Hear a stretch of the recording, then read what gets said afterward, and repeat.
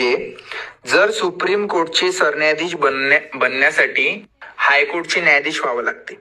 ठीक आहे. आणि 14 मे 2025 ला त्यांनी शपथ घेतली. 52वे सरन्यायाधीश म्हणजे संजीव खन्ना नंतर. क्रम कसा लागेल? पहिले संजीव खन्ना.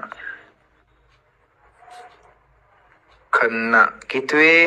51वे. 50वे कोण होते बोललो होतो? चंद्रचूड, DY चंद्रचूड. त्यानंतर 52वे कोण? भूषण गवई. ठीक आहे. समजून घ्या, इम्पॉर्टंट आहेत. चला इरेज करतो, समोर जाऊया. संविधानिक कायदा प्रशासकीय कायदा म्हणून त्यांनी काय केली? प्रॅक्टिस केली.